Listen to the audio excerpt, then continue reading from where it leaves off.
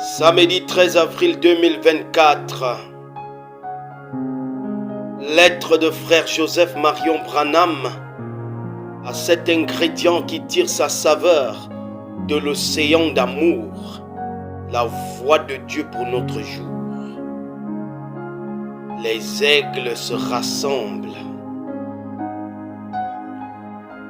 Chère celle de la terre, oh, chère épouse, quel moment nous passons, assis ensemble dans les lieux célestes, dans la présence de la parole, arrivant à maturité, reconnaissant qui nous sommes, d'où nous venons et où nous allons.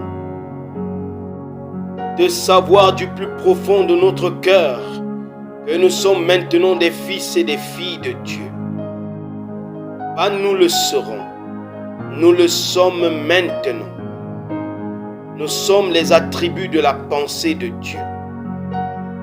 Quand Satan nous attaque et qu'il essaye de nous montrer nos erreurs, notre passé et nos manquements quotidiens, quand il tente de nous briser dans notre pensée et dans notre esprit avec ses mensonges, nous lui rappelons et nous lui disons simplement: Dieu, dès la fondation du monde m'a vu d'avance, c'est vrai.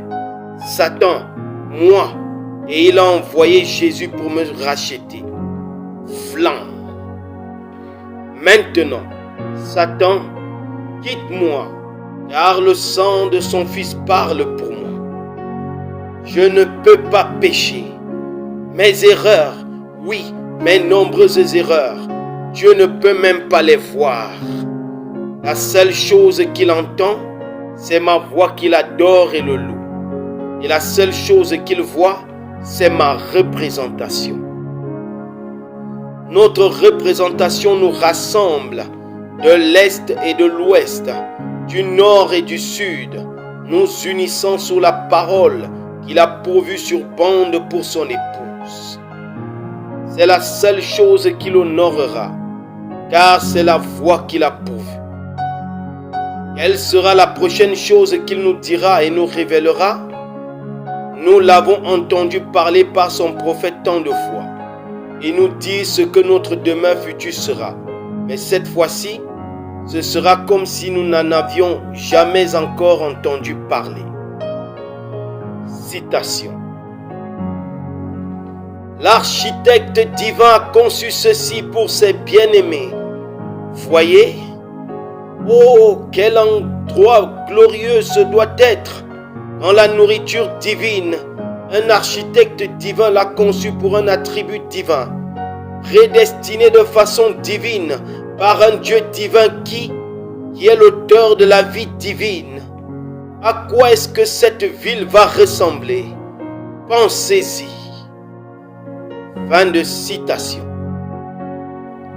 Nous pouvons à peine nous contenir. Notre excitation et notre expectative sont à leur comble. Nos cœurs battent la chamade à l'idée d'écouter Dieu nous parler directement et nous dire qu'en ce moment, il est en train de concevoir et de bâtir notre nouvelle demeure afin que nous puissions vivre avec lui pour l'éternité. Qu'allons-nous entendre d'autres? Et qu'est-ce qui nous sera révélé dimanche, alors qu'il nous dira tout au sujet de la prédestination, de la représentation, de la dispensation, du 8e jour, de la montagne sainte, des pyramides et de la sainte convocation? Pouvons-nous comprendre ce qui est en train de se produire en ce moment? Dieu rassemble son épouse de partout dans le monde afin de pouvoir nous dire ce à quoi ressemblera notre nouvelle demeure. Il nous la décrira dans les moindres détails. Quel moment glorieux nous passerons. D'un autre côté, nos combats n'ont jamais été aussi difficiles. Satan nous martèle comme jamais auparavant. Ses attaques ne semblent jamais diminuer ou s'arrêter. Mais gloire à Dieu, notre foi en sa parole n'a jamais été aussi grande. Notre foi de savoir qui nous sommes est ancrée si profondément dans notre âme que nous ne pouvons pas être ébranlés. Nous n'avons rien à craindre, aucune raison de nous inquiéter. Notre Père s'occupe de nous complètement. Il guide et dirige chacun de nos pas. Il nous tient dans la paume de sa main. Satan n'est qu'un bluffeur dont la fin est imminente et il le sait. C'est lui qui a peur. Il sait qu'il a affaire à l'épouse de la parole parlée de Dieu et il est vaincu chaque fois. Nous sommes la parole. Nous étions en lui dès le commencement. Nous n'allons pas l'être un jour. Nous le sommes maintenant. Si nous sommes la parole, alors nous pouvons prononcer la parole si nous croyons seulement. Et nous croyons. Vous êtes soit un croyant, la parole, soit un douteur, pas la parole. Il n'y a pas une seule fibre de notre être qui soit incrédule à l'égard d'une seule parole. Voilà, nous venons de prouver à Satan. Nous sommes la parole.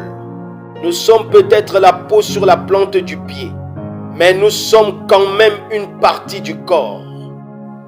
Alors, quand ce menteur attaque l'un d'entre nous, l'épouse s'assemble de partout dans le monde et nous lui donnons un grand coup et encore un grand coup avec la parole.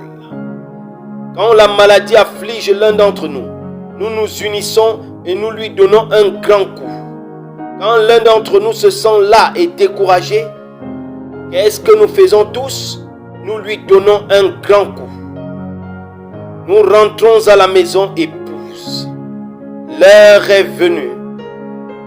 L'épouse s'est préparée. Nous sommes dans l'arche.